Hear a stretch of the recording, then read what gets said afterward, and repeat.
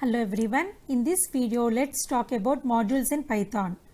So what is meant by a module? It is a file containing Python definitions and statements. Okay, so set of instructions, set of functions and set of statements, all these comes under modules. So a module, it can also define functions, classes and variables. Okay, so what is the main purpose of using modules means it allows us to logically organize our Python code. Okay, so grouping the related code into a module. Okay, so it makes the code easier to understand and easy to use. So, okay, by using this module we can logically organize the Python code. If you organize the Python code easy means it is easy for the user to understand and to use, right? So here the one example I am taking a math module. Suppose if you consider a math module, okay, several mathematical functions are defined in this math module. Okay, if you want to make use of those functions, you can directly import that module and you can make use of those functions in your program. Okay, so what is the main advantage of using these modules means suppose if I want to find the factorial of a number. Okay, instead of writing the whole code for the factorial of a number, you can directly import math module and you can directly call the factorial function by using this math module. Okay, because of this factorial function, it was already defined in the math module. Okay, so like this we have several functions which we will use regularly in our programs frequently. Okay, instead of writing the whole code, directly you can import the module in which this function is defined. You can directly make use of that function in your program. So it automatically it will save the time for the user, for the developer, right? So that is the main advantage of using modules in our program. So these modules, these are classified into two types: inbuilt modules, okay, that means predefined modules, and next one is user defined modules. So predefined means these are already defined. Okay, so these are already defined, we can directly make use of them. That is called as predefined modules or inbuilt modules. Next, coming to user defined means according to the user requirement he has to define the modules. That comes under user defined modules. So first let's talk about this inbuilt modules. So some of the best examples for inbuilt modules are platform module, math module, datetime module, OS module, random module, sys module. Okay, all this comes under built-in modules. So first coming to platform module. Okay, first example is platform module. So here for that go to Python idle. So this is a platform module. So this module, it contains the system related information. Okay, the platform module in the in Python, this platform module, it contains, it is an inbuilt module, right?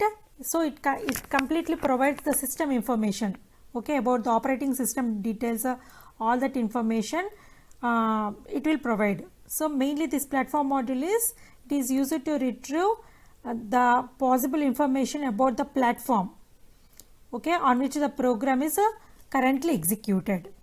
Okay, so first of all, if you want to make use of this platform module in your program, you have to import that platform module, import platform. Okay, then only after importing that module only you can make use of that module in your program. So suppose if I want to know the operating system of my system, okay, so platform dot system. So it returns the operating system, okay, of the system which I am using. And suppose if I want to know the version, the release version, so platform dot version. So it returns the release version. This is the release version of the system. If I want to know, so the Python version which I am using, okay, in my system. If I want to know the Python version, the version of Python which I am using means, so then you can use platform dot Python underscore version. Okay, so if I call this function, it will return the version of Python which I am using in my system. So 3.8.5 is the version of Python which I am using in my system. Now let's talk about the math module. So for that, go to Python idle.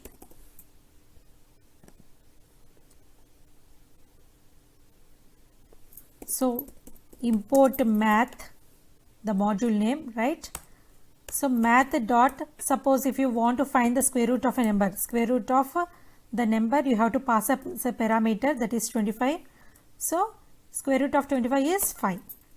Similarly, if you want to find the factorial of a number, so math dot factorial of, for which number you want to find the factorial, just pass that number. Okay, so 4 factorial is 24. Similarly, you can find the power. We have a power function. So 2 comma 3 x power y, 2 cube. Okay, 2 power 3, that is 8. Suppose if you want to find the seal value of a number, seal of 2.3 or 2.4. So seal value means it will round up to the taken number, the number to the number greater than this current number, right? So 2.4 seal value is 3. Similarly, math dot floor of 2.4. So it will round up to the nearest whole number which is less than the current number. Okay, which is less than the current value, that is the floor value for 2.4 is 2, right? Similarly, you can find the sine, cosine values also, sine of 2. So here this is trigonometric functions. So math dot sine of some x means it returns the value of sine of x radians. Similarly, here I have taken a sine of 2, means it returns the sine value of 2 radians, that is 0.90. Okay, this is the sine value at 2 radians. Okay, similarly, math dot cosine value of some 0.5. So it will return the cosine value of 0.5 radians. Okay, so like this we can use the mathematical functions, that means we can import the math module and we can make use of these functions in our program. Suppose if I want to find the GCD, greatest common divisor of two numbers, 5 comma 15. Okay, so greatest common divisor is 5, right? So it will return that value. So like this we have so many mathematical functions. If you want to make use of those functions, you can just import the math module and you can directly use those functions in your program.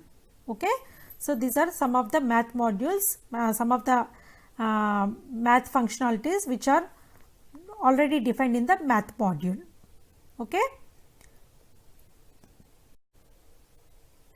so next coming to date time module. So if you want to work with the dates as date objects, okay, suppose if you want to display the current date like that, then you have to go with this date time module. So for that, go to Python idle. Okay, so here you have to import the module date time. Suppose if I want to display the current date, then how to display means, see here I am taking a variable. Okay, so date time, this is the module name. I want to display the current date, right? So date time dot now, it will now, as it is a current date, I have to give the function like date time dot now. This is the function name I have to call. Okay, so here I want to print the value of x, because the value is stored in the result is stored in x variable. I want to print the value of x. So see here I got the current date, that means 2020, this is the year name, 12 is the month name, December, 8 is the date. Okay, and this is the time in hours, 18 means 6, 22 is the minute, 37 is the seconds, and 11:55:02 it is the microseconds. So in this format I got the output by using this date time function, date time module. Okay, now let's talk about the next module, that is random. So if you want to generate random numbers, then we have to import this module in your program. Okay, so let's see one example program on this. For that, go to Python idle. So see here, first of all you have to import the module random in your program. So next, if I want to generate a random number within the range of 0 to 9, okay, so then how you can do this means, see here, random, this is my module dot randint, it is the function. Okay, in this function you just pass the range of values 0 to 9. So what this function will do means, it will generate some random number in this range from 0 to 9, some random number it will generate. So if you press enter, so see here, I got a random number 8. Suppose if you call the same function again by using this random module, if you call the randint function again, see, it will generate some other number. It will generate some other random number. See, now it generates a random number of 1. That means in this range from 0 to 9, some random number it will generate. Okay. So by using this randint, I want to generate a 5-digit OTP number. Okay. So then how to write the code if you want to generate a 5-digit OTP number by using this randint function. See here. So from random, so this is my module name random, I am importing function randint. Okay, from module random, from random module, what I am doing, I am importing randint function. So my aim is, my program is, I want to generate a 5-digit OTP number, right? So see here, print randint, you can pass parameters, right? So between the range 0 to 9, suppose if you want to generate. Okay, so as I have to get a 5-digit OTP number, just call this randint function, for 5 times.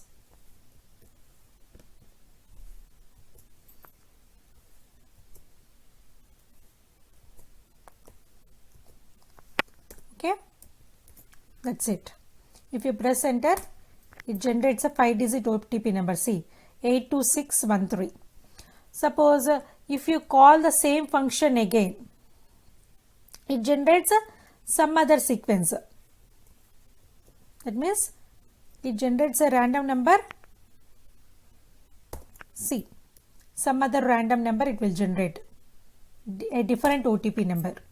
So see here, 3238. Suppose if you call the same function again, 49764. Okay, like this. So it generates a random number between 0 to 9, but every time it will generate some other random number, not the same number. Within that range, it will generate some other random number. That's about this randint function. Okay, here we have another function called as random. So see here, random is another function. So this function, what it will do means, it will generate a floating point number from 0 to 1. Okay, in between 0 to 1, some floating point number it will generate.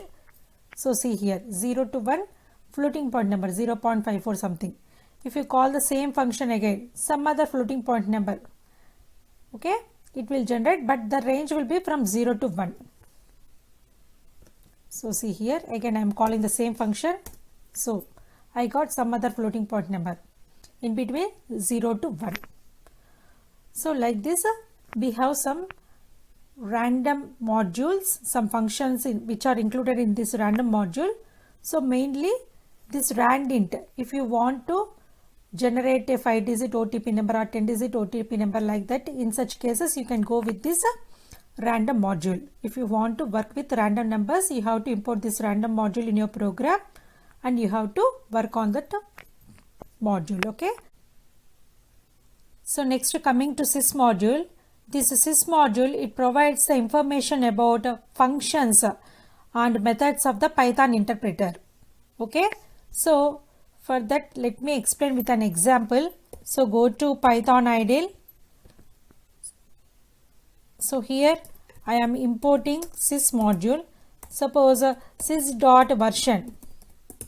Okay, if I call this sys.version sys, okay, if I call this version, then it will display the version number of the current Python interpreter, okay, within a string.